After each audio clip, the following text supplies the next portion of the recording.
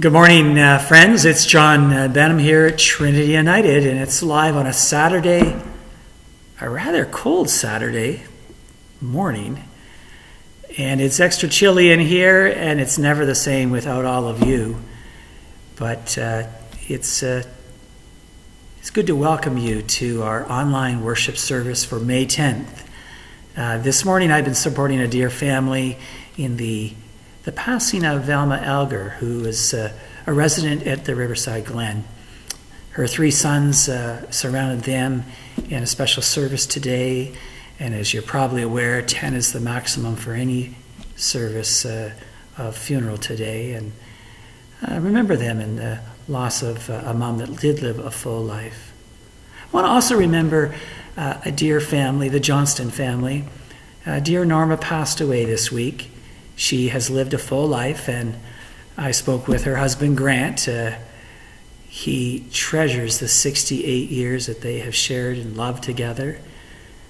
As you probably know, Grant celebrated 100 years this past winter, and our hearts go out to him.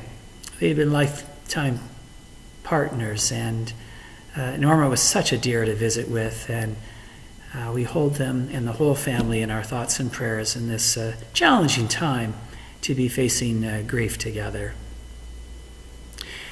As I look forward to this coming week, I'd like just to highlight that Reverend Galen and I will be taking a sabbatical. A sabbatical, isn't that an interesting word? Actually, it's a reading week, a study time. And Galen will be the May 18th week. I'm going to be this week. We were planning to be in Atlanta, Georgia, for our preaching event on the 18th. We'll probably be online now, as of course we're not going to Georgia. But this is a period of time that we're going to both be focusing on some of the themes for the coming weeks. And so it's a time of reading and of course it's a time of study. So I'll miss calling you this week or Zooming, but appreciate your prayers as I take a break in the coming days. As you probably know, we've been on a journey this Easter season, honoring that stewardship is a part of being a Christian, being grateful for everything that we've been given from God and sharing it with one another. And today, with the gift of scripture read by Sharon, we're going to be focusing on gladly breaking bread.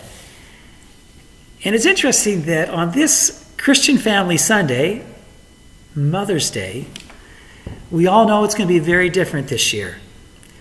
We're used to family brunches on this day, hugs and kisses together, but this pandemic, as we all know, has challenged us to accept social distancing. Some might say let's cancel Mother's Day till next year.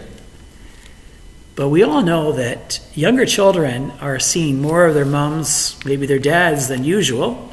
Moms are becoming school teachers at home and substitute teachers in a way. You're spending more time in the kitchen, as I am. Even older adult young people are coming home for shelter. And I'm speaking with a friend who has the 3 adult kids all now in their home, just like it was around the table when they were back in their primary school days. Mother's Day continues, my friends. And even with this isolation and social distancing, we are celebrating moms. I want to wish all mothers and adopted mothers, those dear women in our lives, a very happy Mother's Day. I know our family has noticed that we're hanging around the kitchen a lot more. I've been baking for the first time some pies from scratch. And we all know that spending so much time together can be for better and for worse. It can be challenging. But Sean on his Facebook, a friend of all of us here at Trinity, said it so well this week. Have you noticed, I think he said, we're not really missing the things of life. We're missing the hugs and the kisses and one another. And in these interesting times, I'm also noticing something and reflecting on this. As I listen to young people who are wrestling with the honest and natural questions of, what about my job? What about my career? What about education? Will I be in residence in the fall? Will I be in class or online? These uncertainties parallel with all of us at some level, but in particular, I listen to seniors who express uncertainties about, can I really go outside? Can I really be in the public anymore? Can I really be a volunteer, perhaps at the Guelph General anymore? Can I really be safe until a vaccine is found? We truly, really are in this together. And I, like all parents, have concerns for my kids and for all of God's children. That's why this gospel reading and reading from Acts that Sharon has offered to us today reminds us of some really hopeful news. It says in Acts 2 that they gathered together with generous hearts day by day. They spent time together. They broke bread at home. They ate food with glad and generous hearts. Breaking bread is a description of community. It's kneading us together. The story of Ananias and Sapphira might be a little odd, but don't worry. The point of the message is not that if you don't give enough on the offering plate this morning, God's going to strike you down. This story is often told with the idea that God, either working through Peter or God's self, caused the death of Ananias or Sapphira. But the scripture actually says that they fell down and died. It may be that God or Peter struck down Ananias and Sapphira, or it may be that the stress of hiding their wealth, hoarding all they had, and the shame of being found out as hypocrites was enough to cause their hearts to fail.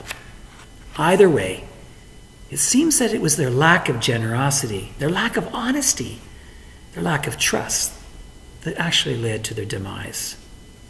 So what does this tell us about living a glad and generous life? If Ananias and Sapphira were more generous, would they have come to the same end? If they were able to give what they could gladly, would the story have played out differently? We can't know whether or not giving all of their money to the community would have spared their lives, but it may have changed the way they lived their final moments. If they had generously given all they had, if they had gladly invested in the community until their final days, no matter when that may have been, they would have been surrounded by community.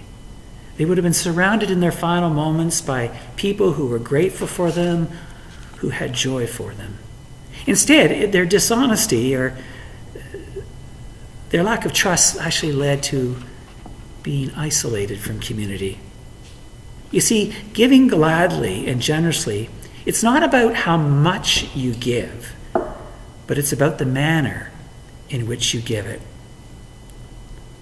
On this Mother's Day, I really wish to pay tribute to my own mother, Mary Lou Carter Benham, often loved and known as Louie, Grandma Louie for that matter too. Well, my mother, I discovered, had many struggles in her life, and I discovered this later in my life, that as you grow older, and she had mental health challenges, she had a lot of situations that I can't even imagine how she got through. But she'd be the first to say it was her music, love of piano, her junior choir teaching, her Sunday school teaching, vacation Bible camps. Yes, my mother was the church lady. She loved it. But in fact, she was a giving tree. And not just to our family, but to everyone. I miss her dearly, but I truly feel her spirit, not just only in me, but in her grandchildren, in my children. I smile now because quite a few years ago, she would love to go to the Red Lobster, her favorite place for lunch. And I was always astonished when she dropped a tip on the table of 20 to 25% or sometimes more. And I'd say, Mom, that's rather generous. And she just smiled. And in that smile, I knew that The waiter, the waitress mattered more to her, and being a generous giver mattered the most. The widow in the gospel teaches us the same lesson that I think I received from my mother.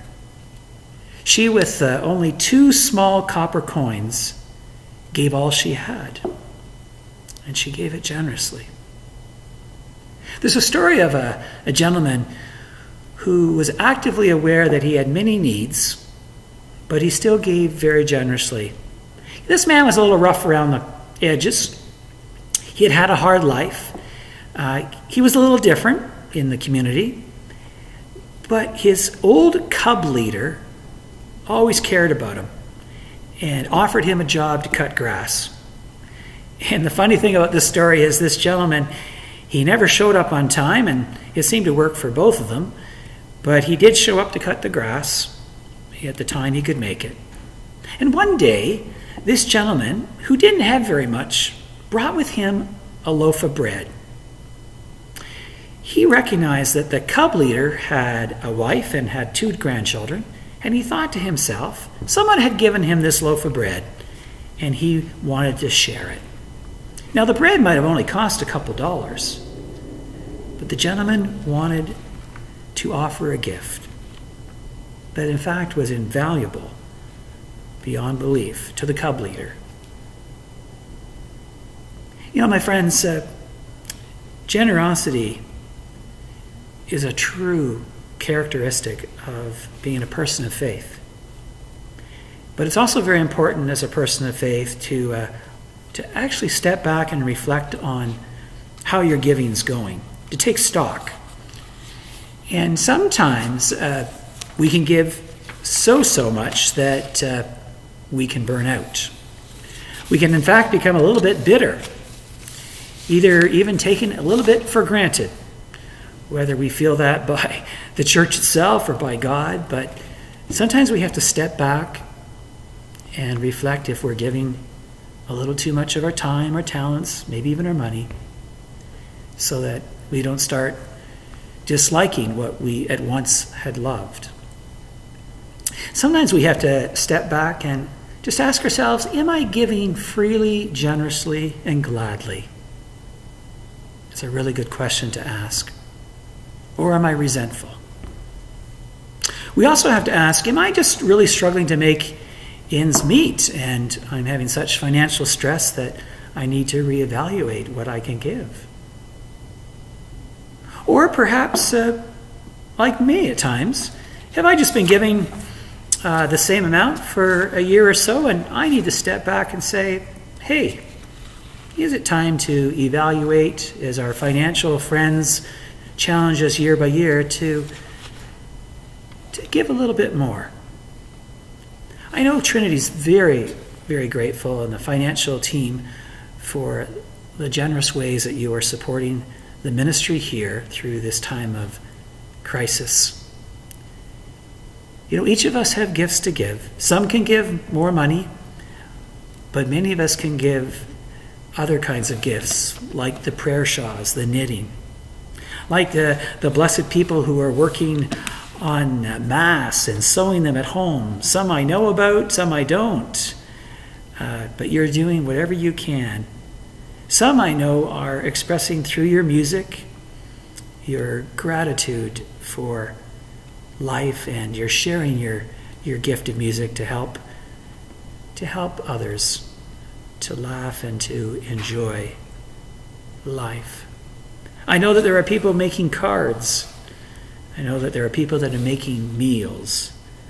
I know that there are people who are sending prayers. You know, we're all blessed with the ability to share our gifts, truly our time, our talents, our money. And on behalf of the Trinity Council and I think the whole Trinity ministry team, I want to thank you for breaking bread together, even at a safe distance, and doing what we can so that we can live out the ministry of Jesus Christ, really the ministry of the widow. So thank you for your love. And may each and every one of you have a very blessed Mother's Day. Hope to see you soon. God bless.